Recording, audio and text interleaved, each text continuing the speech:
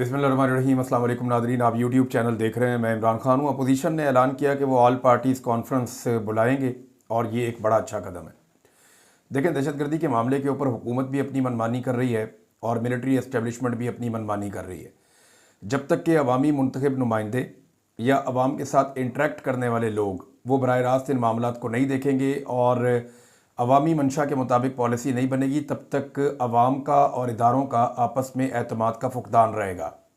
और यही एक वजह है कि पाकिस्तान में दहशतगर्दी बढ़ती जा रही है और एक कोऑर्डिनेशन नज़र नहीं आ रही पाकिस्तान की रियासत और पाकिस्तान के अवाम में, क्योंकि अवाम के ऊपर मुसल्लत की गई है एक ऐसी हुकूमत जिनको अवाम मानते ही नहीं है और जिन्होंने मुसल्लत की अवाम अब उनको भी नहीं मानते। तो अपोजिशन ने ऑल पार्टीज़ कॉन्फ्रेंस बुलाने का ऐलान किया और ये एक बहुत बड़ी पॉलिटिकल मूव है। इसका फ़ायदा क्या होगा? ईद के बाद तमाम जमातों को इकट्ठा किया जाएगा। जो इन्फॉर्मेशन मैंने गैदर की है उसके मुताबिक हुकूमत को भी दावत दी जाएगी, पीपल्स पार्टी को, PMLN को, MQM को, तमाम जमातों को कहा जाएगा कि आप आकर इसमें शामिल हो जाएं। इसके अंदर क्योंकि ये ऑल पार्टीज़ कॉन्फ्रेंस है तो मंजूर पश्तीन की पार्टी को भी बुलाया जाएगा, मारंग बलोच को भी इसमें दावत दी जाएगी मेरी इतला के मुताबिक। अब तक तो उनकी ख्वाहिश है ये अपोजिशन की कि उन्हें बुलाया जाए। फिर महमूद खान अचकज़ई साहब भी आएंगे, अख्तर मेंगल साहब भी आएंगे, डॉक्टर मालिक भी आएंगे, बलूचिस्तान के वो रहनुमा जिन्हें नज़रअंदाज किया जाता है वो सारे आएंगे। मेरे ख्याल में जो जमात इस्लामी के मौलाना साहब हैं आज़ातुर रहमान साहब, उनको भी बुलाना चाहिए ताकि वो आएँ और वो भी बलूचिस्तान का जो गवादर का रियल मसला है वहाँ पे वो हक दो तहरीक चलाते हैं। गवादर के अंदर वो बड़ी ज़ोरदार उनकी तहरीक चलती है, तो वो भी आएँ, वो भी आके अपने मसाइल को बताएं। जमात इस्लामी को, फजल रहमान साहब की पार्टी को, पीर साहब पगाड़ा को, GDA की पार्टी जो है उसको बुलाया जाएगा। दीगर जो कौम परस्त जमातें हैं पूरे मुल्क के अंदर उन तमाम को दावत दी जाएगी, ANP समेत, और वहाँ पे खुली बातचीत होगी।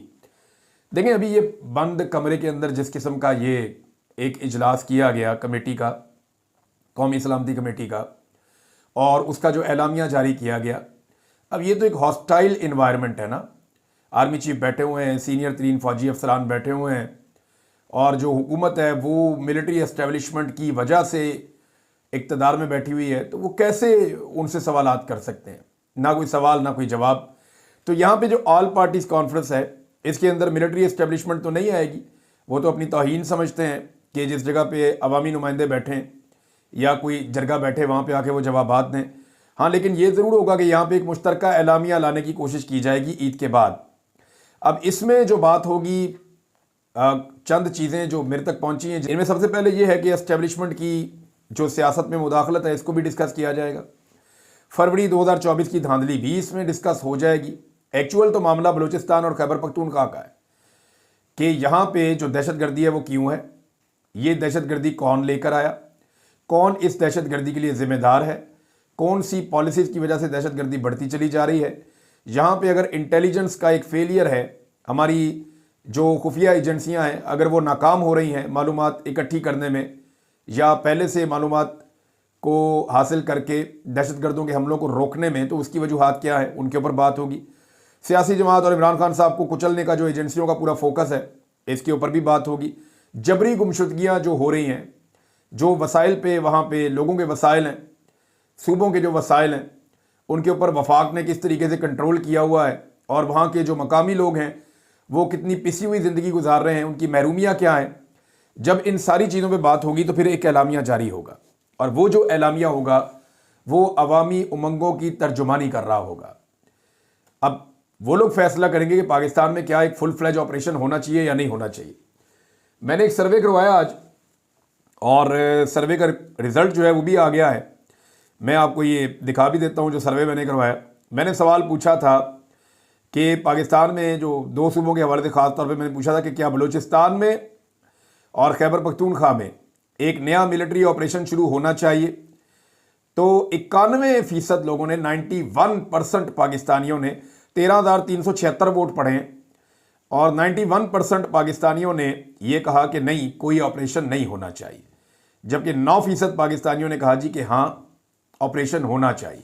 तो ये तो एक इमरान खान साहब जिस तरफ खड़े होते हैं, मैं आपको पहले ही कह चुका हूँ कि पाकिस्तान की अक्सरियत उस तरफ खड़ी हो जाती है।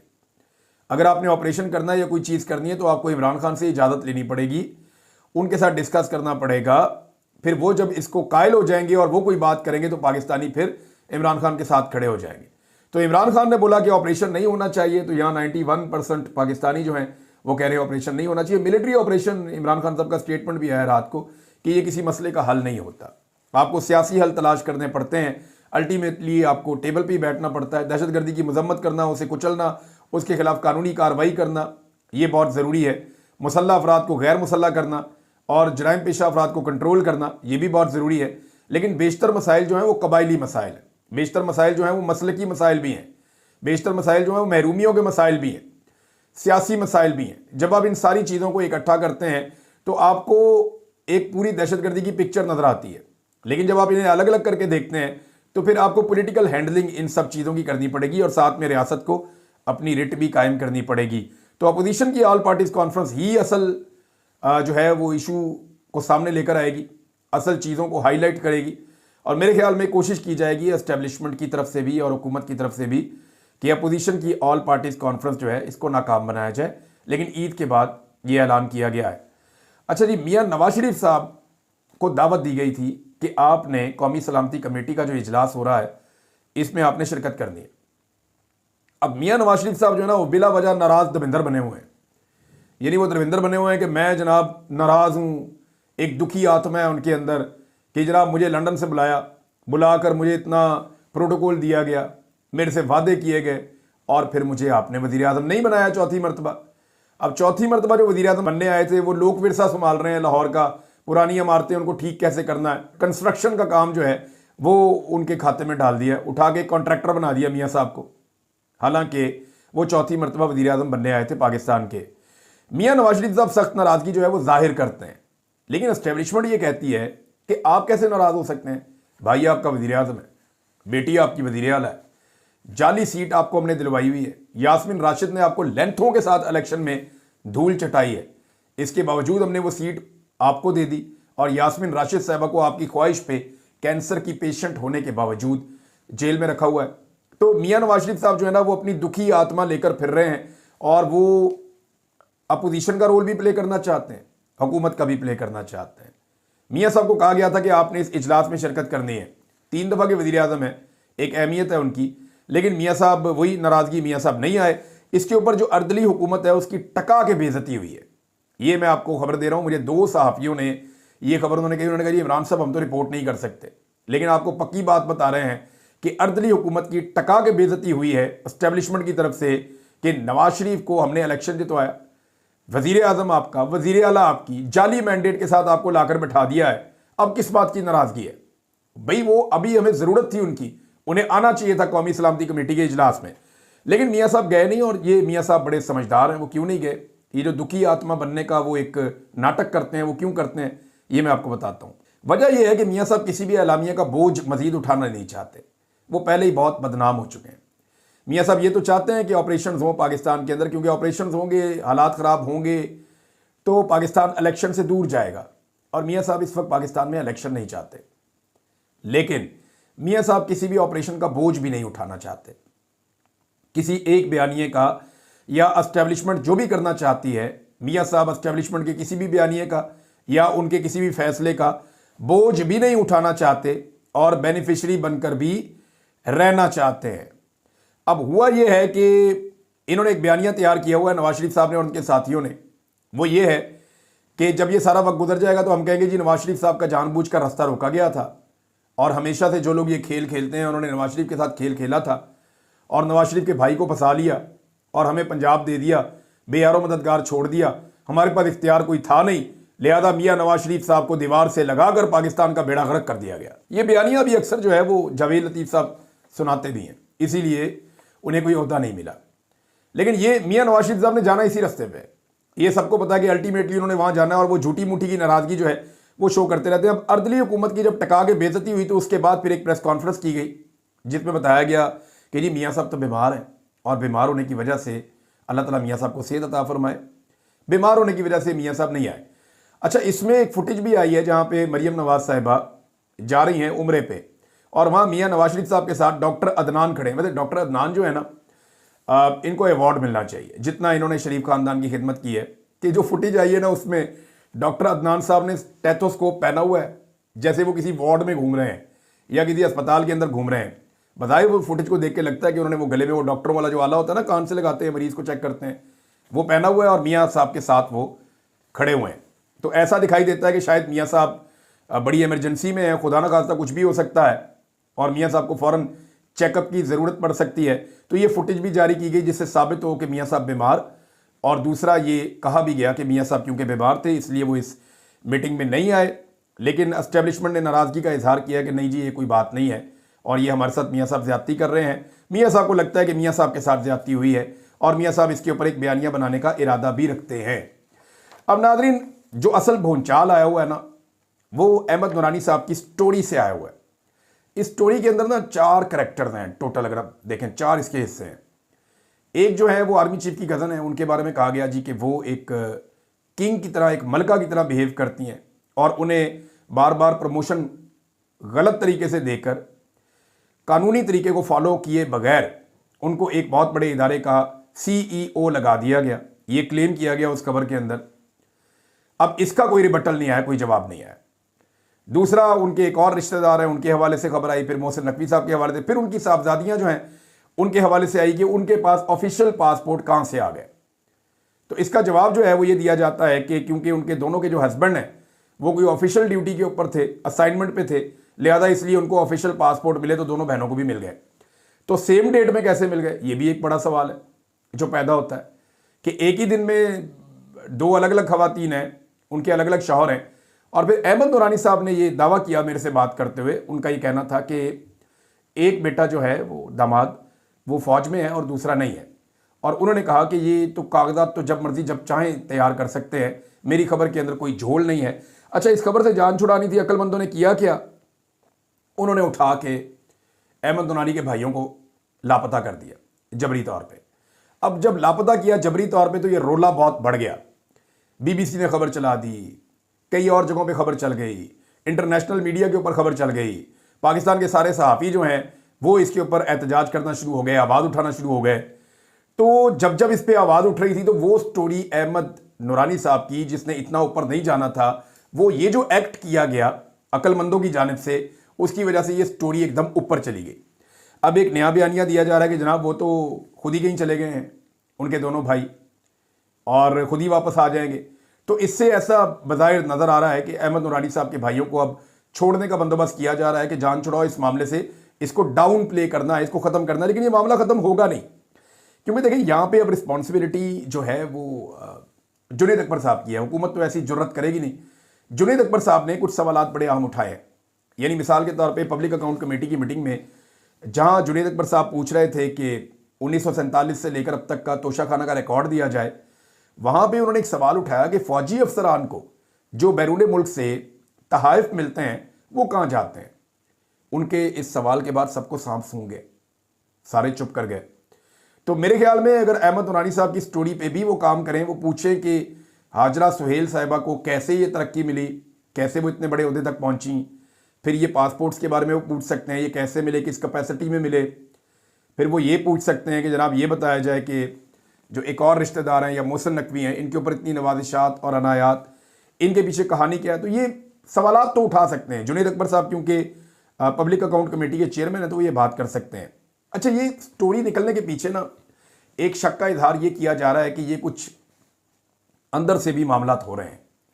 यानी मैं सिंपल आपको ये करूं कि जो भी साल होता है ना तीसरा किसी भी आर्मी चीफ का, तो उसके अंदर ना चीज़ें हिलना शुरू हो जाती हैं। जैसे राहील शरीफ का तीसरा साल हमने देखा था, फिर जनरल बाजवा का तीसरा साल हमने देखा था, फिर दूसरी मरतबा जनरल बाजवा का तीसरा साल हमने देखा था, फिर इसी तरह जो हमने जब जनरल कियानी साहब जो थे, परवेज़ कियानी साहब, अशफाक परवेज़ कियानी, उनके दौर में भी हमने तीसरा साल हिलता हुआ देखा। फिर जब दोबारा उनकी एक्सटेंशन का टाइम आया तो फिर हमने देखा कि बड़ी हिलजुल हो रही थी। तो ये सेट पैटर्न है कि जब भी एक आर्मी चीफ अपने तीसरे साल में दाखिल होता है, खुसूसन आखिरी 6 महीने 2.5 साल के बाद जब उनकी मुद्दत ख़त्म होने लगती है तो बहुत हिलजुल हो जाती है। अब मौजूदा आर्मी चीफ जो हैं वो आर्मी चीफ 2027 तक भी रह सकते हैं और 2025 में रिटायर भी हो सकते हैं। ये दोनों ऑप्शन मौजूद हैं ना, क्योंकि आइन में तरमीम नहीं हुई, सिर्फ एक कानून को तब्दील किया गया है। और कानून को तब्दील ये किया गया है कि आर्मी चीफ की मुद्दत मुलाजमत 3 से बढ़ा के 5 साल कर दी गई है। सादा अक्सरियत से ये कानून वापस भी तब्दील हो सकता है और वापस आर्मी चीफ की मुद्दत मुलाजमत 3 साल हो सकती है। इस सूरत में 29 नवंबर 2025 को आर्मी चीफ रिटायर हो सकते हैं। अब जो पाकिस्तान तहरीक इंसाफ की मखसूस नशिस्तें हैं उनकी तरफ आ जाएं। वो मखसूस नशिस्तें सुप्रीम कोर्ट ऑफ पाकिस्तान के वाज़े हुक्म के बावजूद पाकिस्तान तहरीक इंसाफ को सिर्फ इसलिए नहीं दी जा रही कि इन केस अगर किसी भी वक्त पाकिस्तान पीपल्स पार्टी हाथ से निकल जाती है या कोई और इत्तेहादी हाथ से निकल जाता है और वो कानून को वापस तब्दील करने की कोशिश करता है, तो ये मखसूस नशिस्तें फौरी तौर पे हुकूमत को दे दी जाएंगी। और जब ये मखसूस नशिस्तें हुकूमत के पास आएंगी तो फिर हुकूमत के पास ये गुंजाइश पैदा हो जाएगी कि वो सादा अक्सरियत पैदा होने से रोक सके। बात आई आपको समझ? ये गेम हो रहा है। यानी पीपल्स पार्टी तब तक कभी भी आज़ाद होकर कोई फैसला नहीं कर सकती, खुलकर कोई बात नहीं कर सकती, जब तक कि पाकिस्तान तहरीक इंसाफ को उनकी मखसूस नशिस्तें नहीं मिल जाती। तब तक पीपल्स पार्टी गेम के अंदर है ही नहीं। पीपल्स पार्टी भी ये बात जानती है कि अगर पीटीआई को उनकी मखसूस नशिस्तें मिल गई तो फिर हुकूमत को ब्लैकमेल किया जा सकता है, एस्टेब्लिशमेंट को ब्लैकमेल किया जा सकता है कि हमारे पास ये ताकत आ जाएगी कि हम जब चाहेंगे पीटीआई के साथ मिलकर कानून तब्दील कर देंगे और आर्मी चीफ की मुद्दत मुलाजमत 5 साल से वापस 3 साल हो जाएगी। तो अब आपको ये बात सारी समझ आ गई। ये तीसरा साल है, तो तीसरे साल में जो है वो चीज़ें ऊपर नीचे होती हैं। कुछ लोग कह रहे हैं कि शायद मामला यहीं पे ख़त्म हो जाएगा, कुछ लोग कह रहे हैं नहीं आर्मी चीफ 5 साल पूरा करेंगे। लेकिन ये तीसरा साल है और तीसरे साल में बहुत सारी चीज़ें होती हैं। अभी आप देखते जाइए, हम भी देख रहे हैं, हमने हमेशा होते हुए देखी हैं क्योंकि एक सेट पैटर्न है और इसी तरह होता है। तो इस दफ़ा क्यों नहीं होगा, ये बड़ा सवाल हो सकता है क्योंकि हमेशा तो होता है। नाज़रीन, ये सरकारी वसाइल के ऊपर और प्रोटोकॉल के ऊपर उम्रे पे रवाना हुए हैं शहबाज शरीफ और मरीम नवाज़। अंदाज़ा कीजिए आप, अल्लाह की इबादत करने जा रहे हैं, सरकारी वसाइल, सरकारी लोग साथ जा रहे हैं, बहुत सारे लोग साथ ज्वाइन कर रहे हैं। वज़ीर आज़म एक जेट के अंदर जा रहे हैं, वज़ीर आला उनके साथ जा रही हैं, सरकारी वसाइल हैं, सरकारी प्रोटोकॉल हैं। अंदाज़ा कीजिए आप, ये उम्रा हो रहा है रमज़ान मुबारक में। अच्छा, मेरी इत्तला के मुताबिक वहाँ पे कुछ बड़े अच्छे कैमरामैन का बंदोबस्त किया गया है, बड़ा ही नफीस किस्म का कैमरा वर्क किया जाएगा और आपको आने वाले दिनों में बड़े रूह परवर मनाज़र नजर आएंगे। और बैकग्राउंड के अंदर जो है वो इस्लामिक म्यूज़िक या कुछ नातें आपको सुनाई देंगी और फ्रंट के ऊपर स्लोमोज बनेंगे, कुछ ऐसी वीडियोस बनेगी। कैमरा वर्क का बंदोबस्त किया गया है। बहरहाल अब ये तय करना है कि जो वीडियोस बनती हैं उनको कब कब कैसे कैसे किस किस ने अपलोड करना है और वो कहाँ तक जाती हैं। अब नाज़रीन, मरीम नवाज़ साहिबा का एक पुराना क्लिप वायरल हो गया। अहमद नूरानी साहब की जो स्टोरी है उसके बाद उस क्लिप में मरीम नवाज़ क्या क्या रही हैं, ज़रा ये देखें।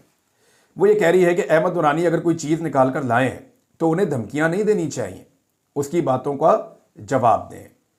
ये जब मरीम नवाज़ अपोजिशन में थी तो उस वक्त एस्टेब्लिशमेंट के ख़िलाफ़ जर्नल थे, पापा जॉन्स का एक पूरा स्कैंडल निकाल कर लाए थे अहमद नूरानी साहब। तो उस वक्त मरीम नवाज़ ये कह रही थी कि उनके सवालों का जवाब देना चाहिए, उन्हें धमकियां नहीं देनी चाहिए। तो आज मरीम नवाज़ की वालिद की और चचा की हुकूमत है, अपनी भी हुकूमत है और वही शख्स है, वही एस्टेब्लिशमेंट है, वो एक और स्टोरी निकाल कर लाया है। बजाय इसके कि उसकी बातों का जवाब दें, अब तो धमकियां भी नहीं दी जा रही बल्कि उसके 2 भाई अगवा कर दिए गए हैं। उनकी वालदा का स्टेटमेंट मैं पढ़ रहा था, मुझे बड़ी तकलीफ़ हो रही थी। उनकी वालदा ये कह रही थी कि सब जानते हैं कौन ये बच्चे अगवा करता है, पूरा पाकिस्तान जानता है कि बच्चों को उठाकर कौन ले जाता है। अल्लाह ताला हमारे साथ है, किसी से कोई उम्मीद नहीं है। इस उम्र के अंदर उनकी वालदा परेशान है। उन्होंने अदालत के अंदर केस किया है और ये पता चला है कि उनका केस नहीं लगाया जा रहा जानबूझकर। इसकी 2 वजूहात हो सकती हैं, या तो ये बंदोबस्त किया जाएगा कि उनके भाइयों को छोड़ दिया जाए, या फिर कोई और बंदोबस्त किया जा रहा है, क्योंकि अदालत तो बहुत हद तक कंट्रोल कर ली गई है। इस्लामाबाद हाई कोर्ट के अंदर तो अब वो बात नहीं रही, बल्कि हाई कोर्ट के जो जज साहब हैं वो ये भी कह रहे थे, जो इमरान खान साहब का केस सुन रहे थे जज साहब, उन्होंने कहा जी मामला तो हमारे ऊपर आ गया है, आपकी तो फिक्र नहीं है, तो अपनी अदालत की पड़ गई है जो हालात इस वक्त हो गए हैं। नाज़रीन, नवाज शरीफ साहब के बेटे का जो डिफ़ॉल्ट का मामला है, ये पूरे पाकिस्तान के अंदर जंगल की आग की तरह ये खबर फैली है। सोशल मीडिया के ऊपर तरह तरह की जो है वो शरीफ ख़ानदान को तनकीद का सामना करना पड़ रहा है। और लेकिन देखें, अब उन्होंने इसका जो बयानिया दिया या इसका जो जवाब जारी किया PMLN ने, वो बहुत हैरान कुन है। वो ये कहते हैं कि ये जो टैक्स चोरी और डिफ़ॉल्टर हुआ है नवाज शरीफ का बेटा, ये जी 1 साल पहले हुआ है। यानी ये तो वो मौलवी वाली बात है ना कि मैंने 7 महीने पहले पीटीआई को बुरा भला कहा था, गालियां दी थी, आज नहीं दी। तो भाई इन 7 महीनों में आपने रुजू किया? नहीं किया। तो ये यानी मुझे समझ नहीं आती, जैसे लीडर थे वैसे ही इनके चेले सारे एक जैसे ही है कि जी 1 साल पहले डिफॉल्ट हुआ था, या ये गंद हमने उस वक्त मारा था, या ये जो फर्ज करें टैक्स चोरी है ये हमने उस वक्त की थी, आज नहीं हम कर रहे। भाई उस वक्त आपने की थी, आज खबर बाहर आई है कि आपको जुर्माना हो गया है 5.2 मिलियन पाउंड्स का, तो जुर्माना जमा करवाए जनाब। आपने टैक्स चोरी की हुई है, वहां पे भी टैक्स चोरी कर दी, पाकिस्तान के अंदर भी आपका कोई समझ नहीं आती, कोई हिसाब किताब पता नहीं चलता, कोई मनी ट्रेल आपका नहीं मिलता। नादरीन एक खबर और है, और ये बड़ी अफसोसनाक खबर है। ये हमारे एक बड़े अच्छे दोस्त, मेरे से तो बहुत सीनियर है, वो हाफिज़ हुसैन अहमद साहब, फजल रहमान साहब की पार्टी से इनका ताल्लुक़ है, बीच में कुछ इख्तलाफात भी होते रहे, बड़े शानदार इंसान थे, मेरा बड़ा अच्छा इनके साथ ताल्लुक़ था, बहुत सारे प्रोग्राम्स हमने इकट्ठे किए। 2 लोगों से मेरी बड़ी अच्छी दोस्ती है इस जमात में, हाफिज़ हुसैन अहमद साहब से थी और एक हाफिज़ अब्दुल्ला साहब से। तो हाफिज़ हुसैन अहमद साहब हमारे अंदर नहीं रहे, अब वो इंतकाल फरमा गए हैं। अल्लाह ताला रमज़ानुल मुबारक का महीना है, उनको जवार रहमत में जगह अता फरमाए, उनके दर्जात को बुलंद करे। एक बड़ी अच्छी शख्सियत थे। और फजल रहमान साहब ने कहा कि जी उनकी वफ़ात से हसीन यादों का एक बाब ख़त्म हो गया, ये फजल रहमान साहब ने कहा। नादरीन खबरें तो और भी है, और ख़बरें तो मेरे पास बहुत सारी हैं। ये चीनी के ऊपर इन्होंने जो डकैती मारी है वो भी है, पंजाब हुकूमत के खिलाफ वाइट पेपर आया वो भी है। इसके बाद एक खबर यह है कि जाफ़र एक्सप्रेस का मुकदमा अब दर्ज किया गया है। अब अंदाज़ा करेंगे जो दहशतगर्दी हुई है, दहशतगर्दों के खिलाफ मुकदमा अब दर्ज किया गया, और जो सोशल मीडिया वाले हैं उनके ऊपर मुकदमे धड़ाधड़ पहले से दर्ज हो रहे हैं। ये है प्रियॉरिटी, यहाँ से आपको समझ आ जानी चाहिए। अब तक के लिए इतना ही, अपना ख्याल रखिएगा, अपने चैनल का भी। अल्लाह हाफ़िज़।